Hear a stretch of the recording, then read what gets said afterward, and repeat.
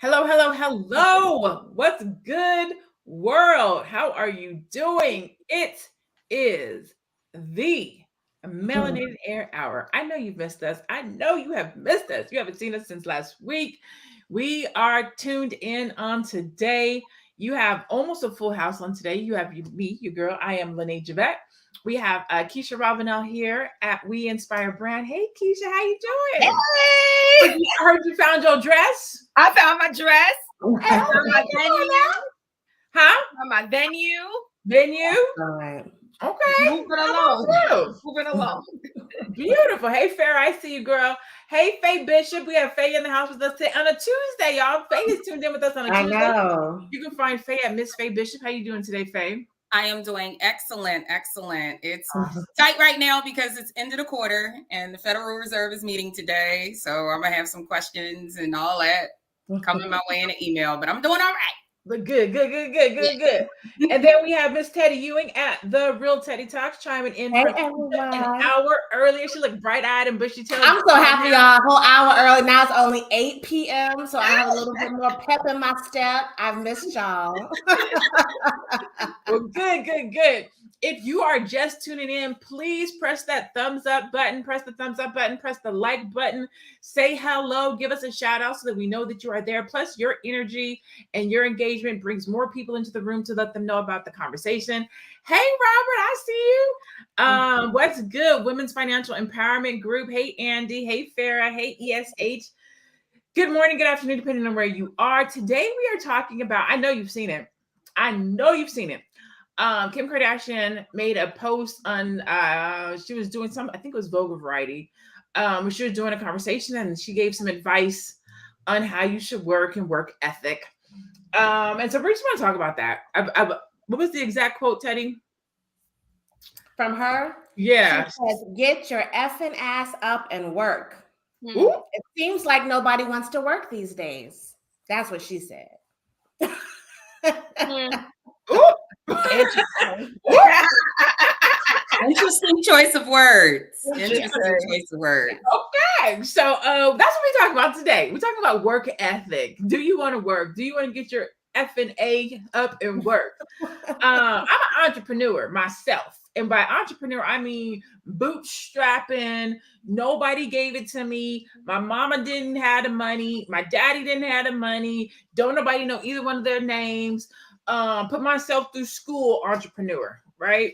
And I work my ass off, right? So I don't know who she's talking about. I don't know who she's talking to. Keisha, you're an entrepreneur. Are you lazy? Do you work? How hard do you work? I'm an entrepreneur and I do work hard, but I also understand that it's not only working hard that's going to get you success. Mm-hmm. So, my message to Kim Kardashian is what a privilege it is to say that you only have to work hard in order to be successful, because that means you already had systems in place and capital in place in order for you to be where you are. So for me, I wasn't born with a silver spoon in my mouth, right? So I was working hard at one point as an entrepreneur, but I wasn't getting anywhere because I didn't have a system. I didn't have a team. I didn't have capital. Network. So I didn't have a network. So Miss Kim Kardashian, no, it's not only about working hard. Slaves worked hard, right? Like, like there are people that are working 2-3 jobs that work hard and they don't have 2 pennies to rub together. Yeah. So what are you saying, Kim Kardashian? It's not all about working hard. Come on now. Saying nothing. Come on now. She's just running her mouth. Hey, do you work hard? I work hard every day. And in addition to working hard every day, I am a mom, okay? Kim has nannies. Kim has a full-time living staff. She has tons of assistants. I don't have none of that, okay? Mm-hmm. I have to go pick up my own child from school. I don't have a nanny to go and do that, okay? Yeah. And this is the problem I have with advice like this, because it's, even if it's well-meaning, it can come across very tone deaf. And that's why I have a big problem with celebrities who attempt to give out advice, because they tend to leave out the part where having access as Keisha so well stated, having help and having money impacts how much they are able to get done in a day versus those of us who are grassroots and are building from the bottom up. And this is why I don't go by a lot of philosophies that a lot of celebrities say as well. I know one of the famous ones is we all get the same 24 hours in a day. Yes, there are 24 hours in a day, literally, but there are many people in the world that have to live with a very different set of 24 hours. That's just the reality of it. Okay. So it's important to remember this kind of stuff in context and understanding, you know, how we're perceiving the message, this kind of tone deaf messaging whenever we decide to listen to these people. You know, I believe the Kim Kardashian kind of advice is why you have so many entrepreneurs out here who are trying to fashion themselves after reality stars and run their business as they see reality TV stars and social media influencers do versus those of us who are grassroots. So it's very important to understand what success is, what it means to you, and what it is for them. We're different people. Our worlds are very different. Different people, different strokes, different 24 hours. Teddy, do you work, or how do you handle working as an entrepreneur? You know, I work hard all day. I think we have in this culture today, the people I run with, we have an overworking problem. Not that you need to work harder. Most of us work too hard, especially in the side hustle, side gig culture. People are really trying to level themselves up. People are working all day. Like they're not even giving time to their self, their emotional wellness, their physical wellness, internally, what they're eating, the time they're spending with their family, because they're working too hard. And what really pissed me off about her comment when she says, I have the best advice for women in business.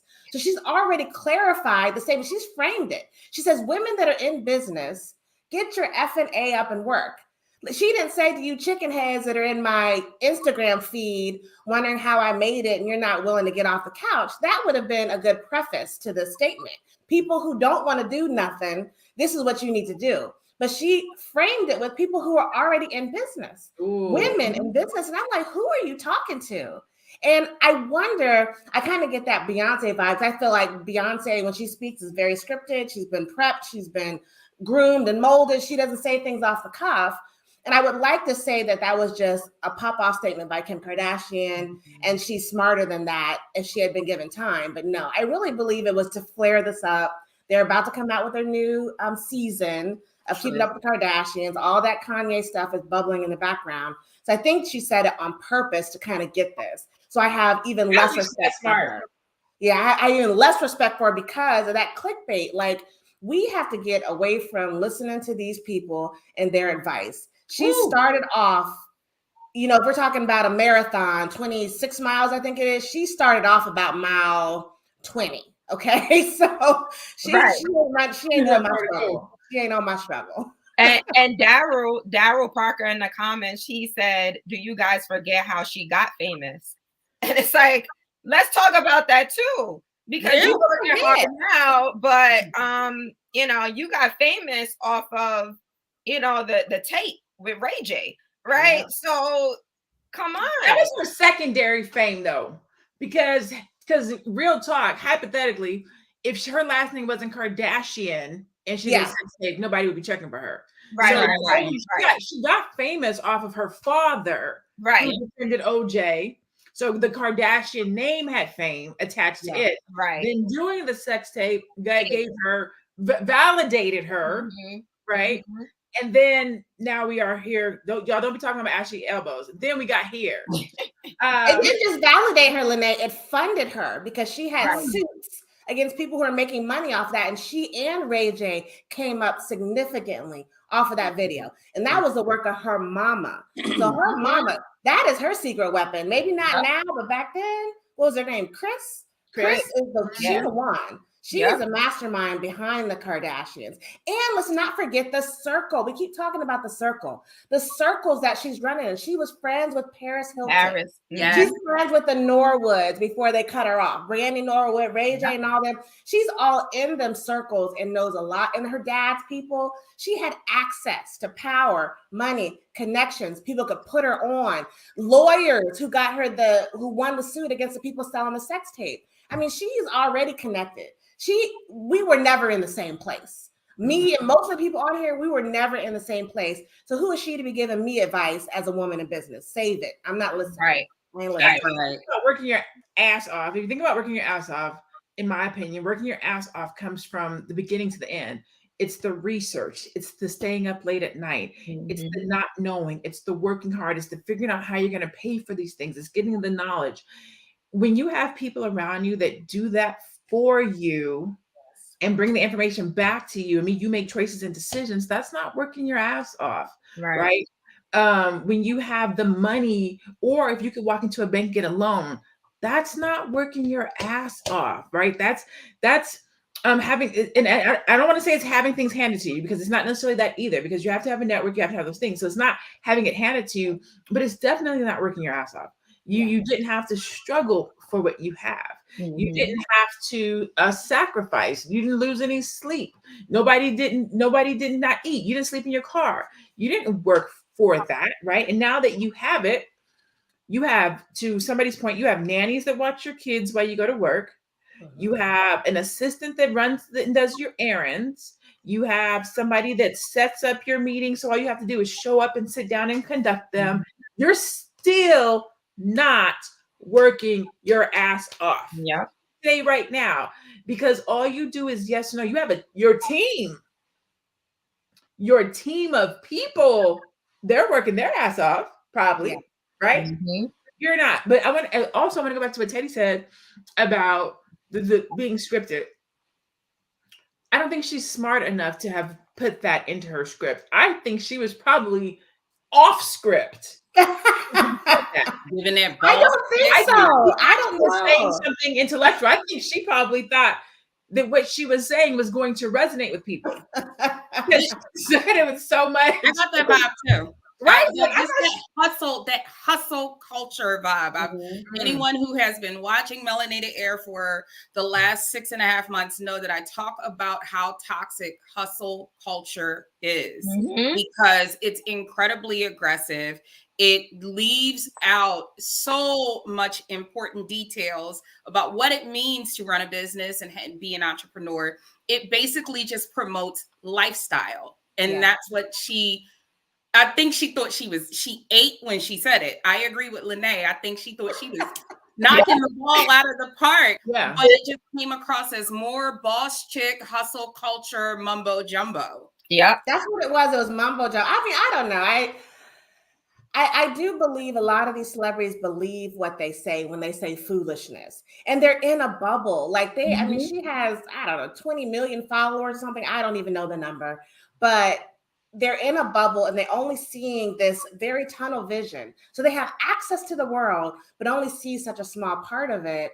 So in their world, that's all it takes is her idea of working hard means waking up early sometimes. Right. It's having long days of shooting for her reality show. Right. It means flying in your private jet somewhere and you're exhausted. Like, girl, bye. Right. I fell asleep on the couch today at 6 o'clock. I don't know why. I think she don't even pick up the brush to do her own makeup. No, exactly. Exactly. Like, what about your day and life is hard? And what about anything that you've done to get you to this place has been hard? Right. Like, who are you talking to when you say get up off your ass and work? Because, don't say it. It ain't even your ass you're getting up off of to do the work. Let's start there. Someone said that in there. And don't forget the body work. Don't forget the body work, baby. Robert Johnson. Don't forget the body work. It takes it back to my point about that philosophy. Every time I see it on a meme, I cringe about we all get the same 24. No, we don't. No, we do not. There are 24 hours in a day, literally, according to the calendar, right? But we all do not get the same kind of 24 hours in a day. We don't. You think about the people who had to, like all the people that come on a staff. So if you are the person, you have your 24 hours. You have your assistant that gives you another 24. You have your nanny that gives you another 24. You have your marketing team that gives you another 24 times however many people. You have your business development team that gives you another 24 hours based on how many people. You have your chef that gives you another X amount of time because you're always cooking your meals. You have your so your 24 hours now in one day, depending on how many people you have on your team, becomes 245 hours. Exactly. In one day. And let me tell y'all know we're international here. Y'all know I'm in Egypt. So I will admit proudly, I do have a nanny. She's not living, but she's full-time. And she doubles as a cook as well. So she cooks very well. And just having that experience over the last plus year has changed my life. I've gotten so much time back that I can do my 9 to 5. I can plan my retirement. I can do all my side hustles. I can build my business. And I have that extra time because I'm not cleaning the house. I'm not cooking most days of the week. I'm not dealing with the inane things of having to deal with the kids. Like I get to enjoy the best part of them. I get to go over their homework. I get to give them hugs and kisses when they come home and read them books at night and do things like that. But all the hard work was done by the nanny, getting them off to school, things like that. So that has changed my life. And that's just a nanny and a part-time cook. I can only imagine having someone doing all the other facets of my life and business, how that would open me up to just be the greatness that I know I can be if I had just double the time, 48 hours in one day. Yeah. And that goes back to the popular term, work smarter, not harder. So when you hire a team, you're working smarter. Like I said, in my early days, I mean, I'm still early in my entrepreneur journey, but in my earlier days, I was doing everything. And a lot of these things I didn't have experience with. So I didn't have experience with video editing. So that took up a lot of my time. I didn't have experience with marketing. That took up a lot of my time. So the time that I could have been spending with the stuff that I was great at, I was spending learning all of this stuff so that I could build a business. You have to work smarter. So you're talking about working hard, working hard, working hard. No, you should be talking about working smart. And that's actually what she does in reality. She actually works smart, not hard, but she does work smart. We can say that. We can agree. I think we can agree on that. Yep. But here's the tone deaf part.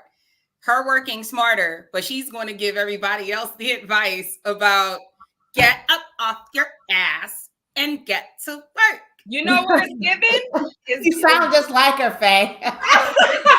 I have an idea. I know what women in business need to do. Do you now? Okay. It's giving slave master. I'm just saying. Oh my God. I'm just saying. Not saying Kim Kardashian is a slave master. Like, no, but it's giving slave master. Like, oh, you have to work when you have all these other people working for you, working hard for you. That is it. See, I double. My work is double. I'm a mother, and I'm a mother first. I am a mother and a girlfriend first. Our family is first for me. Family is priority one. I am traditional. Work is second. And I've organized and set up my life to where I can work smarter, a lot smarter than I did 10, 15 years ago. But again, if you notice, audience, with the description that Lene, Keisha, Teddy, and myself have given, listen to how we all have we've just described a very different set of 24 hours for ourselves. Yeah. All different, but all making it happen and doing it the best we can. And so, I don't know, she had time to prep. You have speech writers damn near for all these interviews. Get yourself together, girl. I'm sure she made them give them the questions in advance. I mean, that's what I would do. So she could have prepared better than that. So I'm not giving her a pass. She gets 0 passes from me on this one. For me too. I don't like that. As a woman in business, that I didn't like it at all. It was very tone deaf. I know too many women who do work hard just to, and like Keisha pointed out, that many of them are still in debt. They have student loan debt. It's a lot going on that they have to deal with. So for her to say it and then use that aggressive tone, people don't want to work these days. What people are you referring to? I know a lot of people who do. I do too. I remember when I was 16 working at Wendy's, and I was, working after school, after high school. And I found out there was a whole day shift of full-time Wendy's workers. They were mostly women, all older, like 50, in their 50s, 40s, 50s. And my mind was blew. I mean, they had benefits and everything. And I'm just like, you can work full-time at fast food. So to my point, there are a lot of people working hard. Maybe not as many working smart, but hard work is not the problem. Okay. 40s, your retirement plan through Wendy's, working at the freaking fry basket. Like, no. But that is life. A lot of people are doing that 2 and 3 times during the day. Yeah. So no, hard work ain't problem. Demetria says y'all tripping because she was speaking in general. Then that's what she should have said. Yeah. She shouldn't have made a blanketed statement. If you're speaking in general, I'm okay with if you say my advice to business women who aren't seeing the success that they want to have, my advice to business women who aren't getting a return on their revenue, my advice to I would have been, oh, okay, she's talking to okay. But my advice to business women is to get off your ass. That's a blanketed statement. That's saying business women aren't doing the work. That's which would be a lie. Would be a lie. And that's even a lie, if it's not true. Even if it is just a general statement, I still disagree with it, because you can work hard, but that doesn't mean that you're going to be successful. Right. So working hard does not guarantee success, whatever success may be to you. It doesn't guarantee freedom. It doesn't guarantee money. So you cannot just say, oh yeah, work hard. So women in business work hard so you can get to where you want to be. That's it. It's business intelligence. That's what I would have rather her say. Invest in upping your business intelligence, understanding how business works, building your network. I mean, there's a whole plethora of things she could have said in a freaking 15-second blurb that wasn't that foolishness. And she has an audience and people are listening to her, obviously. We have a whole Melanated Air show on it. But she chooses to use her, my mom used to always say, use your powers for good or evil, right? Like, she used her powers for evil at that moment, not for good, because she didn't give any good advice. So Demetria says, since when do we start listening to Kim? That's why we're having this conversation. We don't. We want to make sure that women are not. Yeah. So that's the reason we're having this conversation is that's not true. Do not listen to Kim because that's wrong. So that's why we're having the conversation, so that people do not listen to Kim. Yeah. Yeah. So something else that was in the news recently, as we're talking about women in business or women who are high earners, was a clip. It was a clip. So it was a piece of a conversation where these brothers were heard talking about women who are high earners. Let me go to the clip so I don't be lying. High earning women are less attractive. I don't know if you guys have seen this clip floating around on social media.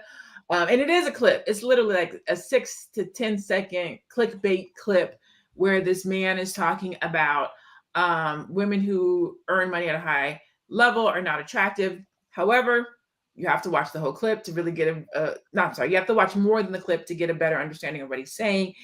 In reality, he was restating what a young woman was stating about the fact that she's a high earner and men find her less attractive. Okay, so we want to make sure that we don't propagate misinformation.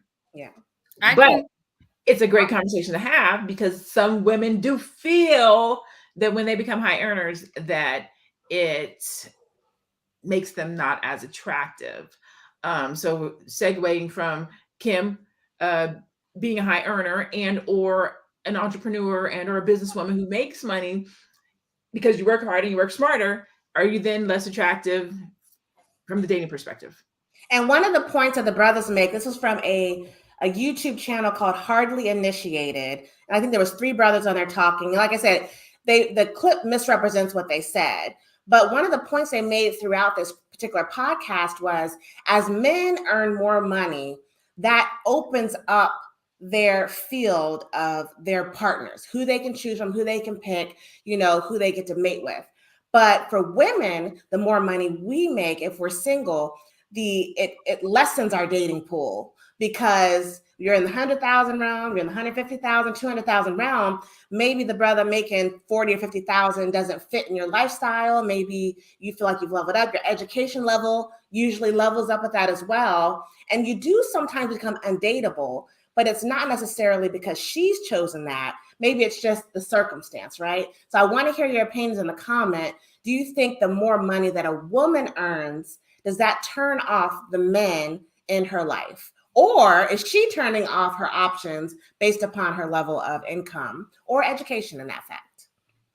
I honestly, for me, in my experience, because I've worked from white collar down to working for myself, starting my own business, I feel like a lot of this is more relative to class and our level of association and our social level.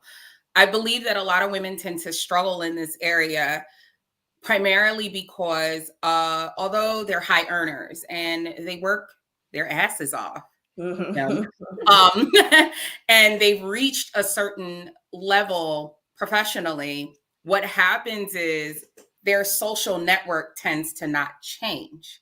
So I believe that's a conversation that we should have too. A lot of, just because, they got a different job or career and their level of income has changed, a lot of them are still, going out and getting lit on weekends with people from around the way.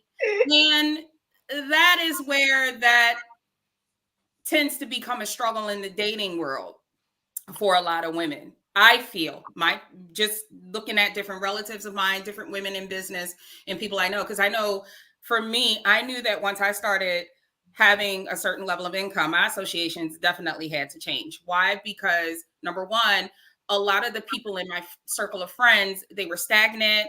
A lot of them were moving to different states. There was a lot of change. And that's that conversation about growth and our evolution that we tend to forget about, excuse me. We can evolve financially and economically, but we need to be evolving socially as well. And I believe that that's where the struggle comes in for a lot of women in the dating market. I think, in my opinion, that women who tend to, not all women, but there are women that tend to be higher earners, they start operating in their masculine energy. So a masculine man doesn't want a masculine woman.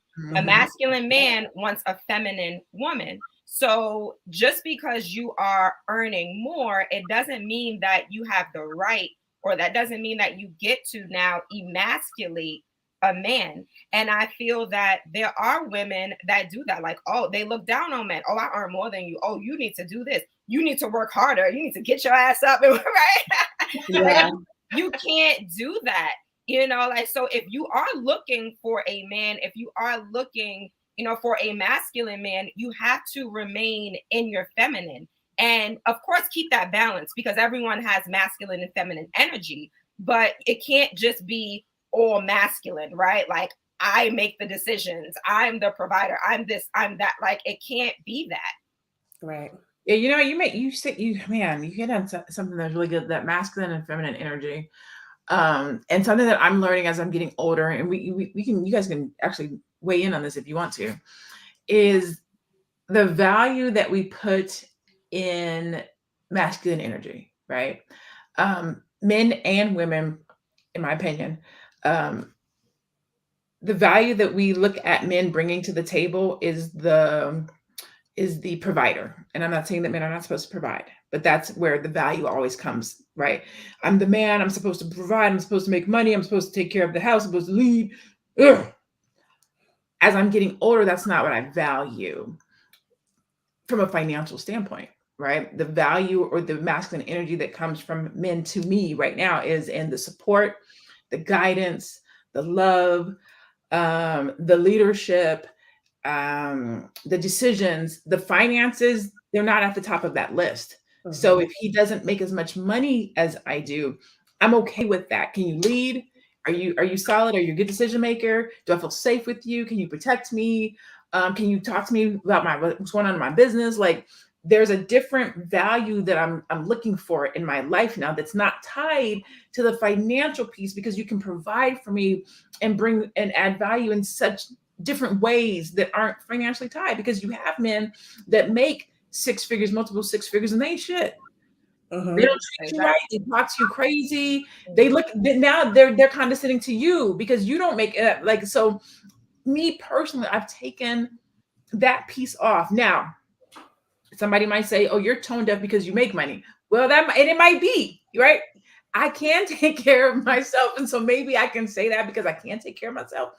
And that's not to say that I would not like somebody to take care of me. That's not what I'm saying. I'm just saying from a value perspective, or from what matters to me, or what matters most to me, it doesn't come down to money. So when I'm having these conversations with men who are like, I don't think I make enough money to date you, or what kind of money you're looking at, that's not what I lead with. Who are you? What's your spirit like? What's your relationship with God? How do you treat your mama? Where do you see yourself 5 to 7 years? What, like, these are the things that I'm asking. And now when I was younger, I'm not gonna lie, how much money you make was important to me. Like, what you got, what you bring to the table. But as I've matured and I know what's most important to me, where my values lie, it's just something different now. And that's, I mean, I'm always trying to level up together with my husband. So especially being in the military, I know I'm in the military, so my husband has literally had to come. I've led the family away multiple places. We're in Egypt now. We've lived in Japan. I lived in Qatar. I mean, we've lived all over the world. So he has to say, okay, I'm done with this job. I'm going with you, and try to find something else when I get there. So as the primary breadwinner most of the time, that's never been an issue because he's a great support system. So I think that the men being turned off by these women, or the women turning these men off, they're just kind of stuck in an archaic mindset of, one of my guilty pleasures is Ready for Love. It's a TV show. And I watch that show and they'll get to talking about, well, can you take care of me? Can you support me? And I'm just like, they're not asking, what are your spending habits? I know plenty of 6-figure income people who don't have nothing because they keep leveling up their lifestyle to match their salary. And I know plenty of people who make $60,000 a year who have $1 million in the bank, or have several Bitcoin, right? So it's not about how much money you make, it's your spending habits. But that's not the question people ask. They're like, how much money do you make? As if that's some indicator how much money you have. It's not, okay? So we have to get our priorities straight. I agree. I agree. Demetra K said something that stuck out to me. She says, Oprah and Stedman seem to be doing just fine. Demetra, pretty girl, I know you are beautiful inside and out, but I have to say, you don't know that, and neither do we. Just like we all thought Will and Jada were doing just fine for a lot of years. Yeah. We were wrong. We don't know that. What we do know is that Oprah is well off. That part we do know. We know that Stedman is well off. And that's what circles it back to my point about, I believe that this is the kind of discussion, because it's being had so heavily on so many different platforms, that tend to leave out how our associations play a huge role. You have so many high earners out here who have terrible social circles. If you've ever heard that line, show me who your friends are and I'll tell you who you are. You know, there are a lot of rappers who make 6 figures, right? But they got like 10 different baby mamas. Future is a high earner by definition, but would you want to date him really? Honestly. So that's where, for me personally, that I had to learn, everything has to do with your social circle and your social makeup. It just does. This is why it's important to know people who know people. Very important. When you extend that olive branch, the dating market is fantastic. I know I've never, thank God, had issues in the dating market, because I always knew people who knew people that can introduce me to somebody. That's how you said that, Faye. That is so important. About the circle. The circle is so important. Like, it is. If you're in this one alone, then you're in it alone. Like, it is tough out there by yourself. Yeah. And the masculine, feminine energy thing, a woman is supposed to always be in her feminine energy from the time she is born all the way up until present day, her present moment, regardless of whatever it is she's doing. I know that that's a conversation that, the part of the conversation that was really important, because it's very relative to what those men said about these high earning women tend to get in their masculine energy. I believe that a lot of that energy we're seeing are women who were taught be strong by their strong Black mothers who had to do it alone. So they're passing down that I hate using this word, but generational curse. It's a cycle that just keeps repeating itself. But regardless of what's going on in the world, you have to make sure your association and your circle is tight. That way you ain't got to struggle in the dating market. Yeah. Yeah, you said something that was really good. And you were talking about high earner, and I want to just make a point, especially with the Kevin Samuels thing I that's was going gonna on in say the it. world right now, is that high earner doesn't equal high value. Value. I was No, gonna it say don't. it, Olivia. It doesn't. That's High why earner I named doesn't future. equal high value, and we tie too much to dollars and cents. High earner doesn't equal high value, and high value doesn't mean that that person is a high earner. Like Yep. these are two different things, two different terms. These are two things that are should be in parallel, but they don't always operate that way. And you get to a place where you have to ask yourself, like, what do you value and what's important to you? Because was something that you see or a quality that you see in one person that attracts you to that person could turn you off in another person, and vice versa. And so that's why I think, if you just sit down to meet somebody or to date somebody, and the first thing that comes out of your mouth is, well, how much do you make? And then the number doesn't, vibe with what you think they should make, and you turn the light switch off, and then you could have literally missed out on an awesome human being. You don't know anything Absolutely. about their story, you don't know anything about their background, you don't know why they only make that much money. Are they operating in the purpose? Are they waiting on a business grant alone? Do they see something different for themselves in 5 years? We tie too much to only finances, Yeah, where they are today, right now. Exactly. We Exactly. that's it. And these are people that I feel are mentally, emotionally, and or socially immature. So it goes back to Teddy made a point earlier about there are people making 60K or 30K or whatever they're making. They have $1 million in assets, right? So just because a person makes a certain amount of money, that doesn't mean that that is what they are worth. So we have to look at that too. There are plenty of people, like we said earlier, making six figures. They don't know how to manage their money. So they're spending, spending, spending. They don't have any investments. They don't have anything that they can leave to their children. There's not going to be any type of legacy or anything. So you have to look at that too. So you're putting your value just in the finances, but a relationship, a marriage, a legacy is so much more than that. Absolutely. And back to our title is working hard enough. And I felt myself through my climb in the corporate ladder. I do find that the higher I am in a leadership position or a corporate position, the more my masculine energy has to kick in. And my husband had to be there to say, hey, tone that down. You don't have to be that person. But as you're trying to strive and make it and meet these goals, and we call them checking these boxes, getting the degrees and getting the jobs and having the responsibility, I'm in a male dominated world. So that masculine energy is just all around me. So as I started feeding off of it, my husband had to be there to say, hey, simmer that down, right? Like, you take them boots off, take them combat boots off and settle down. And so I needed that balance, because if he wouldn't have balanced me, and if I was by myself, I could be off the charts with masculine energy, trying to run stuff and be a boss, BITCH. And I don't like that, because I can be a boss without being a boss bitch, right? So I just have to make sure I keep that. I have to keep my ego out of it, right? And remember what my role is, and that's to be a mother and a wife. Not to be the leader or the CEO of this other person's company. It's to be the leader of my household and get us where we need to be. I saw an Instagram reel one time, and she was speaking about women in business and how a lot of the time we do operate in our masculine, and that is like the hustler's mentality that Faye talks about, and we're always on go. But she said, and I don't know how true this is, but it piqued my attention. It really just spoke to me. But she said women are supposed to operate in cycles in what they do. So she said, do you ever feel that there are some weeks where you have high energy and you're going and you can work, and then other weeks you just need to rest? And I'm like, whoa, like that's me. Like I'm just exhausted. And she was just saying, like, there are women that feel like this because you have to know your cycle of work. And I'm like, whoa, I need to explore this more. Like, this is really interesting, because I noticed that when I am working on my business, I do operate in masculine energy. So I'm like, how can I find that balance in my business so that I am taking care of myself, so that I am resting and I'm not just on go, go, go, go, go. Mhm. Yeah. Absolutely. Yeah. Yes.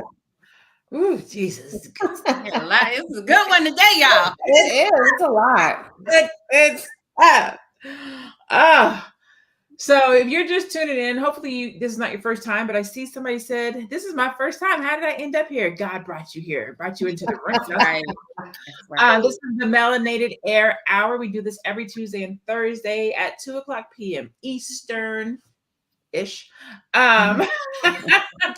Just be around your computer at the time. But more importantly, click the subscribe button. You can find us on Melanated Air. We are on Facebook, Instagram. I don't know if we're on Twitter. We have Twitter, babe? No, we're on Facebook, Instagram, and YouTube. YouTube. Thank you. I knew there was another one. And YouTube. So you can definitely follow us there. You can also follow us each individually. You see everybody's handles on the screen. You can follow Keisha at We Inspire Brand. You can follow Faye Bishop at Miss Faye Bishop. You can follow Teddy at The Real Teddy Talks. You can follow me at I Am Lene Javette. Today we're talking about, is hard work enough? Kim Kardashian thinks so. We started out the conversation talking about Kim's tone deaf sentiment about business women specifically should get off of their FNAs, fucking asses is what she said, and work harder. So that's where we started, and that has taken us into, when you do work hard and you are a hard worker and you become a high earner, does that then negate you from being dateable? And so that's the conversation that we're having today. So thank you so much for being here and tuning in. Final thought? We can do final thoughts. I'm trying to decide what I want to tell. I went out last night, girls. Yeah. Last night. Were you dateable last night?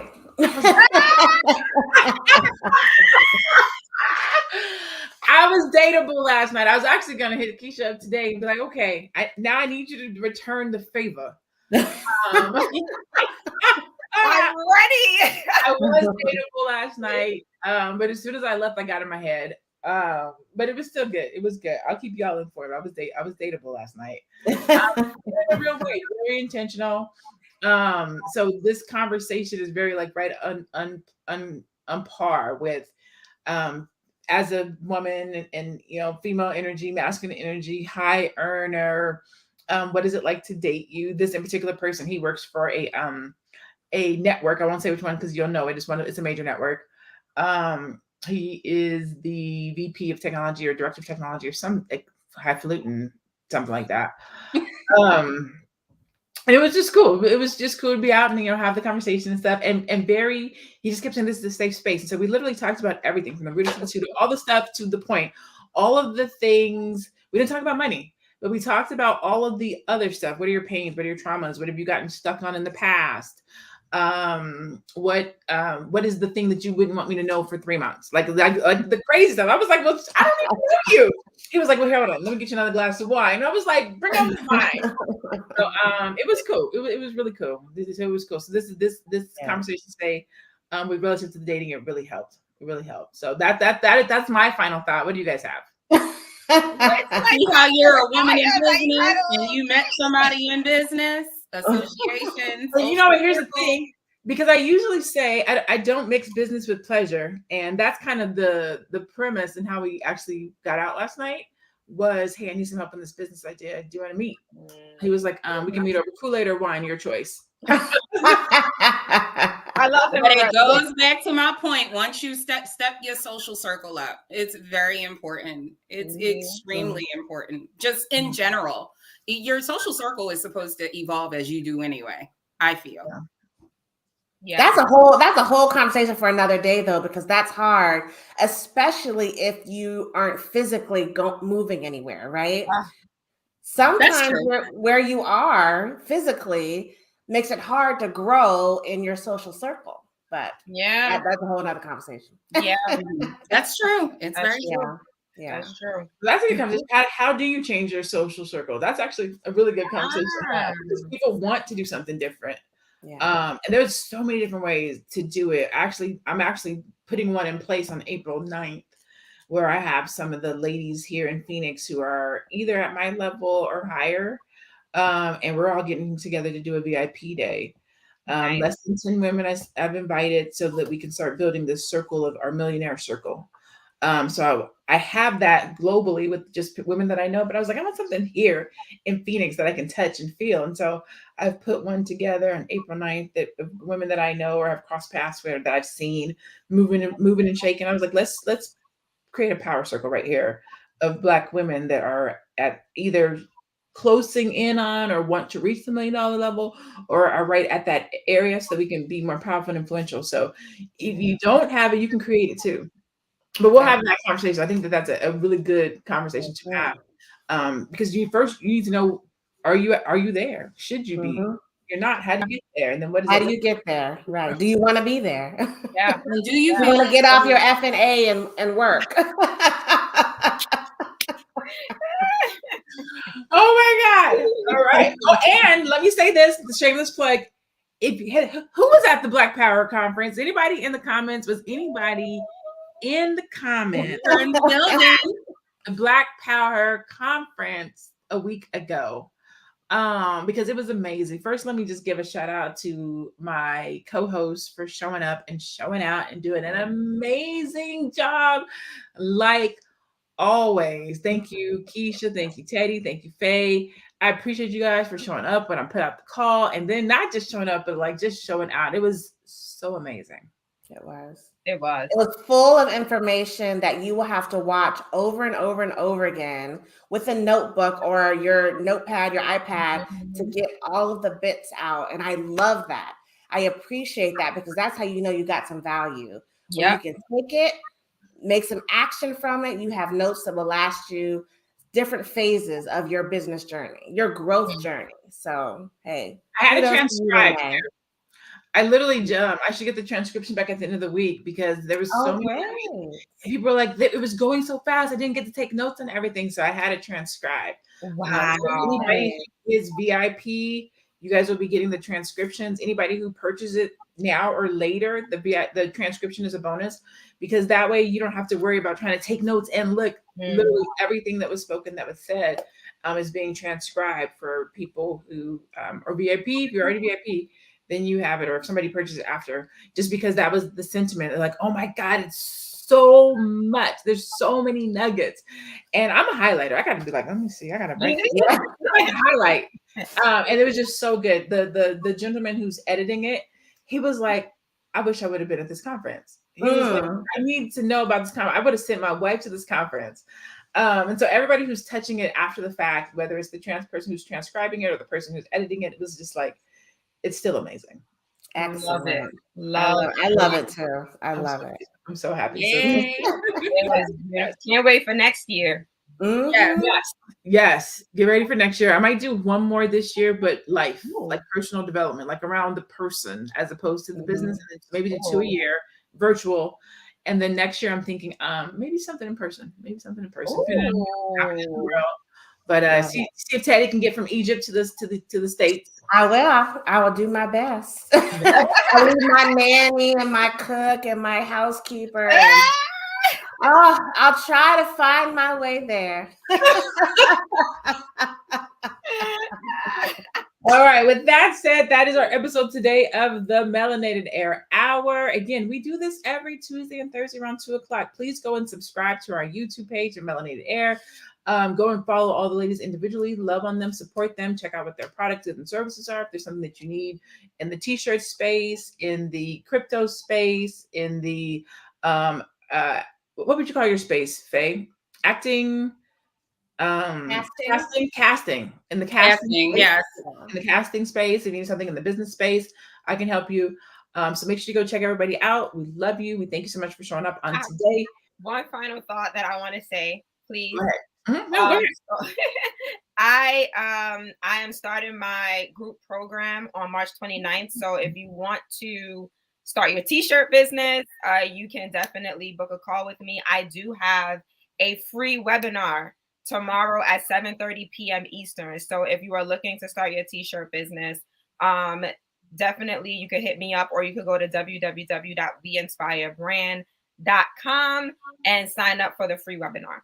Is it on your Instagram?